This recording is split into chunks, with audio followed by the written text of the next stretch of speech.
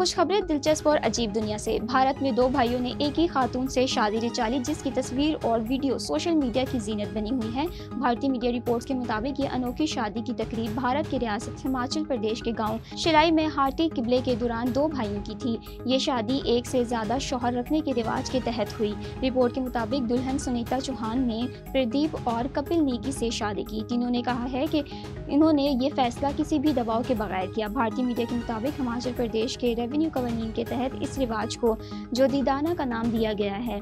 जिले ट्रांसग्रेसी की गांव पदनामा में गुज़िश्ता 6 बरसों के दौरान इस तरह की 5वीं शादी हो चुकी है। ऑफिस मुलाजिम का नौकरी से दिया गया अनोखा इस्तीफा सोशल मीडिया पर वायरल हो गया। सोशल मीडिया पर इन दिनों एक मुख्तसर मगर सच पर मबनी इस्तीफा वायरल हो रहा है। ये पैगाम लिंक्डइन पर बम्बई की एक कंपनी हिमाक्षन के बानी और CEO शिबनम गी ने शेयर किया, जिसमें एक मुलाजिम ने इंतहाई सादगी से अपनी नौकरी छोड़ने की वजह बयान की।